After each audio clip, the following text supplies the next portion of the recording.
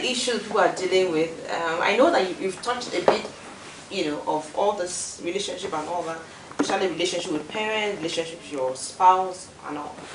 Some people at work are having issues with relating with their bosses or relating with their managers, they're saying, look, this boss or this manager is causing me a lot of stress, and I don't know how to handle my relationship with the person, especially because it's affecting my work. So how will you advise such a person? The first question is, what do you really want?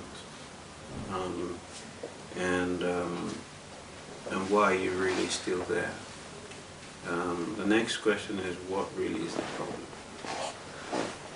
Initially we had mentioned that a lot of people point fingers to other people as the problems without really sitting down to assess what role they are playing. It takes two people to get into conflict, to get into disagreement. So what is your contribution towards that disagreement or that conflict? A lot of people never look at it from that perspective. And that's where we bring the concept of emotional intelligence. Now, research now suggests that 85% of success within the workplace and in life is dependent on how emotionally intelligent you are. It's not about how much knowledge you have. It's not about how intelligent book knowledge you have. It's about how emotionally intelligent you are. How are you able to come to awareness of how you think, how you process things, how you perceive things, how you interact with yourself, how you interact with people, how you interact with things within your environment. How do you come to awareness of your emotions and your feelings, and how that provokes reactions in other people? Are you aware of your emotional exchanges, even though you may not exchange words? These are the critical things. How do you infect your environment? Now, there are certain people, when they walk into a room, they change the atmosphere, and you begin to feel heavy and down. There's certain people, without even saying a word. Without saying a word. There's certain people, when you are around them, they ooze so much positivity that you are vibrant, you are motivated and inspired, and you always love to be around them. Are you aware of that? Are you aware of your mood swings based on your engagement, interactions, or relationships with people or your environment? And if you are not aware of that, you will not be aware of your behavior or the energy around you. Now, the energy around you infects other people, and the energy around other people infects you. So infection of energy is what creates a lot of attraction and repulsion. Attraction is all about we can connect, we have a good rapport and a good relationship. Repulsion is that, we're always having conflict. Loggerheads with each other. Loggerheads. Just as we're speaking, right, you have three bodies. You've got a spiritual body, you've got an emotional body, and you've got a physical body. Okay? Your spiritual and emotional body extends far beyond your physical body. And for the fact that we're both talking about topics that we're both interested in and committed to and passionate about, we're creating, what we call spiritual, emotional, mental, and physical synergy. Okay? So our energies are very complementary. But when we begin to talk about topics that we disagree on, or not comfortable with, and you are very passionate about your own view, and I'm very passionate about my view, we would not, this rapport with that. Never. Why? Because our emotional energies will begin to repel each other. Our voices will begin to raise our voices, because psychologically we think that we're repelling each other and we're at a distance from one another. When two people are angry with one another, they shout, even though they may be at close proximity. That is because their emotional bodies are distancing themselves and repelling themselves. But when you So love, is that like a mechanism to, what's the word now? Kind of, you're being defensive, right? Is that a way of, it's a protective yeah, to protect yourself, mechanism, kind of, yes. yeah. But when you're in love, when you're around people that are kind and generous and have empathy and compassion, there's attraction. And so even in a whisper, you can get what they're saying, even without Very often do saying you a raise your word. voice? You never raise your voice. And so, you know, are you aware of all of these dynamics? Because all of these dynamics influence the quality of your relationships with people.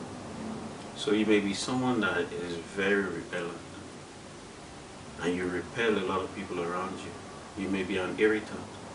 The energy around you may be the energy of irritation. The conflict might be your fault and not theirs. It And might be and you will not know. Both of you may not even know exactly what it is.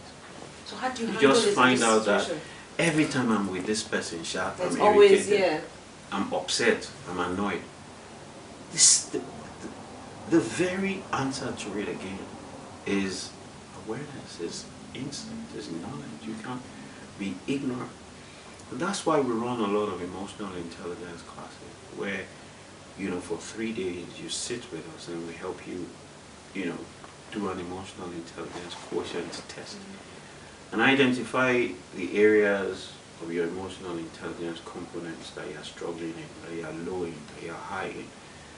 Begin to help you develop balance first, and then, you know, further develop yourself to the point where, you know, you attain emotional mastery. Look, a lot of the things that influence us are from within.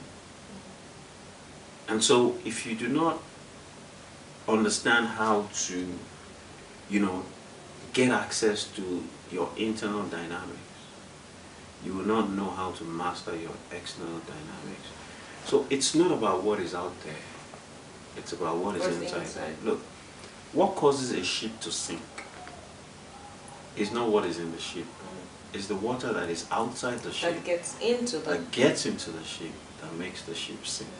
So what is it that is outside you, in your environment, that is creating this monster inside you? Yeah. That is coming out to affect your environment? It's a vicious cycle. You need to understand what your interaction with your environment is. With what you just said now, how can a young girl who seems to be having issues, relationship issues with her boss or supervisor, because according to her, he's making life difficult for her in the office because he wants to sleep with her. So whatever she does in the office is not, you know, acceptable. How would you advise such a person? Let's look at the two people in isolation. Let's look at the boss, who is a man, who occupies a superior position, and is, you know, displaying a certain behavior according to her that is not acceptable. According to society, is not acceptable. So number one is, where did that boss learn it from? Could he have learned it from his uncle, his father, the men ahead of him that are constantly talked about these kind of behaviors, and so he's grown up to believe that when you get to a position of power and authority, you know, that's what men do. So is he a victim of an environment of wrong upbringing? That's one. Two is, you know, let's even look at it from a perspective of a man and a woman. You know, we often say in neuroscience that there's a positive intention behind every behavior. And I'm sure you're looking at me and rolling your eyes. Yes, I am actually wondering what's the positive. What the hell am I talking about?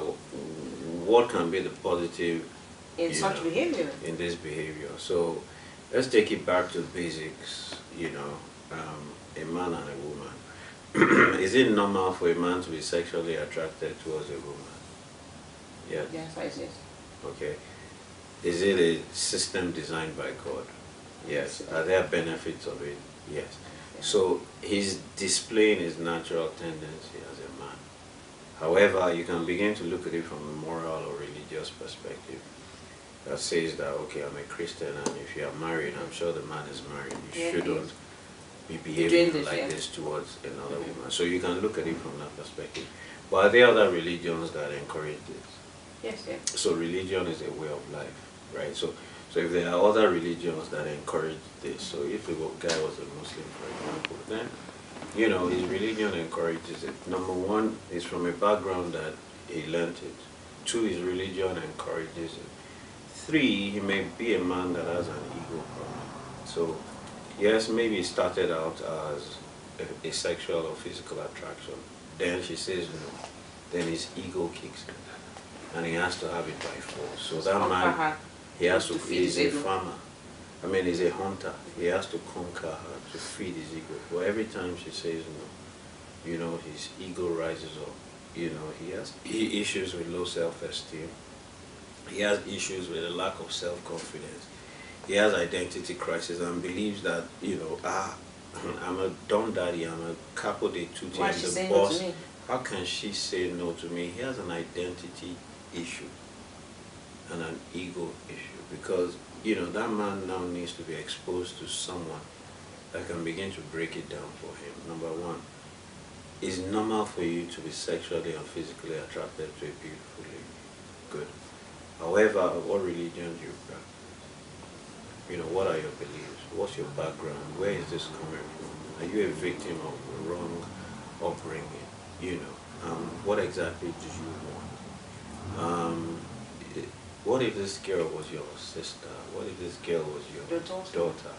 You know, and some such things was happening to her. You know, how would you feel about it? If your wife found out, how would she take this?